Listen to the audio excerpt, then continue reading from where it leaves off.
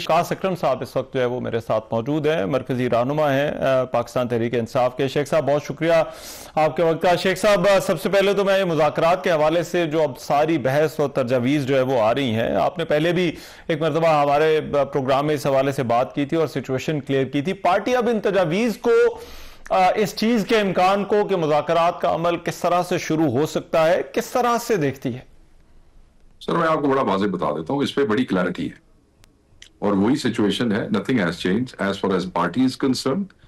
जो 4 तारीख की इमरान खान साहब की ट्वीट थी, उसकी रोशनी में मैंने एक स्टेटमेंट दी थी। आपको याद होगा कि मैंने कहा जी हम वज़ीर आज़म की ऑफर जो है उसको रिजेक्ट करते हैं।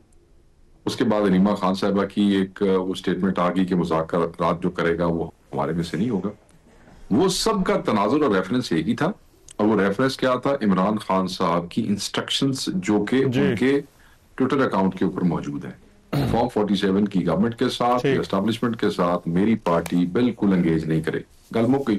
उस तो बाद तो मुलाकात हुई नहीं। उसी पैरा के अंदर कह दिया कि मुज़ाकरात के हवाले से कोई भी डिसीजन, फैसला जो है वो राजा नासिर साहब और अचकजई साहब कर लेंगे। उन्होंने करना था। उन्होंने वजीर आजम के उसका जो जवाब दिया ऑफर का, उन्होंने कहा जी हम वेलकम करते हैं, बट साथ उन्होंने कहा जी रूल ऑफ लॉ, डेमोक्रेसी, आइन दी बहाली, अदलिया दी आजादी, उन्होंने वो सारी चीजें वेच लिख देती हैं। क्योंकि पाकिस्तान तहरीक इंसाफ भी यही समझती है कि ये सारे काम हो जाए तो इमरान खान साहब तो वैसे ही खुद ब खुद नाहक असीरी में है, बाहर आ जाएंगे। हमारे हजारों लोग और हैं, खवातीन हैं जिनको सजाएं हुई हैं, रुपोश लोग बाहर आ जाएंगे, वो तो ठीक हो जाएगा। तो बड़ी क्लैरिटी है उसके ऊपर कि जी आपको रोका गया है। इन दो बंदों को डिस्क्रेशन ऑथराइजेशन ये दी गई थी कि जो तुसी फैसला भी तुसी करना है, भी गुफ्तगू करनी है या नहीं करनी, ठीक है जी। अब उन्होंने उसको वेलकम कर दिया। ऑब्वियसली उस फोरम के ऊपर हमारे असद कैसर साहब मौजूद हैं जो पीटीआई की नुमाइंदगी कर रहे हैं। अब वो जाने, उनके मुज़ाकरात जाने। सुहेल अफरीदी को तो पार्टी में ये जिम्मा लगाया गया है कि तुमने स्ट्रीट मूवमेंट लीड करनी है, वो लीड कर रहे हैं। और मुज़ाकरात के हवाले से अगर कोई बात है तो वो पीटीआई को नहीं ऑथराइज किया गया है खान साहब की तरफ से, वो अचकजई साहब और नासिर साहब को किया गया है। ठीक है, लेकिन इसमें शेख साहब आज सुहेल अफरीदी का भी एक बयान मीडिया में रिपोर्ट हो रहा है और उन्होंने कहा है कि वो एस्टैब्लिशमेंट से सूबाई मामलात पर बात करने के लिए तैयार हैं। तो ये जो सुहेल अफरीदी साहब बात कर रहे हैं, क्या ये पार्टी पॉलिसी है? पार्टी की सर देखे, मैं उसको थोड़ा सा, ये इतना सिंपल नहीं है, मैं आपको बता दूं। जहां तक मुझे समझ आई है इस बयान की, मुझसे भी एक और जगह भी पूछा गया, तो मेरे ख्याल में वर्किंग रिलेशनशिप के हवाले से बात कर रहे होंगे। क्योंकि जो खान साहब की पॉलिसी है वो सब पे लागू है, चाहे सूबा है चाहे सेंटर है, चाहे सूबे की तंजीम है, चाहे चीफ मिनिस्टर साहब हैं, चाहे उनकी सूबे की तंजीम है, डजंट मैटर। खान की वो सब के लिए है। ये तो नहीं हो सकता ना कि खान कहे कि जी मेरी रूल ऑफ लॉ के लिए तो आप एंगेज ना करें गवर्नमेंट के साथ और एस्टैब्लिशमेंट के साथ एज तरीके इंसाफ, मगर आप केपी गवर्नमेंट चलाने के लिए आप उनके साथ एंगेज करें, ये तो नहीं कह सकते खान साहब ना खान साहब ने कहा है।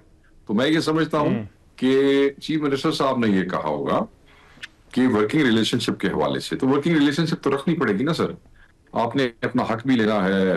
अच्छा, एनएफसी अवार्ड भी है, पैसे भी हैं, और बॉर्डर के मामलात भी हैं, law and order in terrorism के मामलात भी हैं।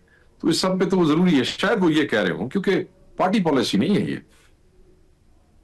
अच्छा, इसमें एक और चीज जो शेख साहब जरा उसकी वजाहत कीजिएगा कि तहरीक इंसाफ के जो बहुत से लोग हैं उनका ये कहना है कि इमरान खान की रिहाई बुनियादी मामला है, उसी पर जो है वो बात होगी। लेकिन तहरीक तहफ़्फ़ुज़ आईन पाकिस्तान ने, उन्होंने जो अपना एलामिया दिया और उन्होंने जो तजावीज़ रखी, उन्होंने तो बात जो है वो रूल ऑफ लॉ की और उसमें ये चीज़ शामिल नहीं थी। तो क्या ये दोनों पोजीशंस जो हैं वो एक ही हैं या मुख्तलिफ है?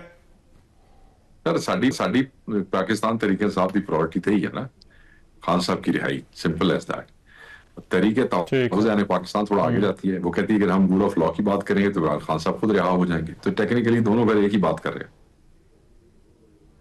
अच्छा, और शेख साहब ये जो 8 फरवरी के एहतजाज की कॉल के हवाले से हुकूमत ये कह रही है कि वापस लें तो फिर मुज़ाकरात की बात होगी। तो 8 फरवरी की जो एहतजाज की कॉल है उस पर जो है वो कोई बात हो सकती है या उसमें कोई लचक दिखाई जा सकती है? सर तहरीक तहफ़्फ़ुज़ अहल पाकिस्तान के उसमें एलामिया में ही आया था। ये इख्तियार तो फिर सलमान अकरम राजा या क्या नाम है इनका, अचकज़ई साहब और या चीफ मिनिस्टर साहब के पास ही है। ये 3 आदमी है, इसके अलावा तो मैं तो इसके ऊपर नहीं कोई बात कर सकता जब तक ये होना कहे। तो जो हालात इस वक्त तक मौजूद हैं, मुझे तो नहीं लगता कि ये तीनों लोग जो है इसको कॉल ऑफ करेंगे। और शेख साहब, जो स्ट्रीट मूवमेंट की कॉल है, अब उसको सुहेल आफरीदी ही जो है वो उसको जो है वो लीड कर रहे हैं, पार्टी की अपनी भी कोई इनपुट है? क्योंकि जो है वो कहा यह गया, बैरिस्टर गौहर ने उनके दौरे के हवाले से भी कहा कि वो पार्टी के हवाले से जो है वो दौरा नहीं था उनका लाहौर का। सुहेल आफरीदी उसके इंचार्ज हैं सर। खान साहब ने बाकायदा तौर पर उनका नाम लेकर उनके जिम्मे लगाया जी। अच्छा, और शेख साहब लास्टली ये बताइएगा, जो हुकूमत के साथ इस वक्त जो है वो बातचीत की मुख्तलिफ तजावीज़ हैं, राना सनाउल्लाह ने कहा बड़ों को जो है वो बिठा दें, बात करें, इसका कोई इम्कान या कोई पॉसिबिलिटी आपको नजर आती है कि ऊपर से जो है वो मुज़ाकरात का ये प्रोसेस जो है वो चले? तुसी राना सनाउल्लाह साहब की गल रेफर कर रहे हो, मेरा ख्याल है। नहीं, मुझे कोई पॉसिबिलिटी नजर नहीं आ रही। राइट, बहुत शुक्रिया। शेख वकास अकरम साहब हमारे साथ मौजूद थे, पाकिस्तान तहरीक इंसाफ के रहनुमा जो है वो बात कर रहे थे। प्रोग्राम में जो है वो भी एक ब्रेक शामिल करते हैं, वापस आते हैं इस ब्रेक के बाद।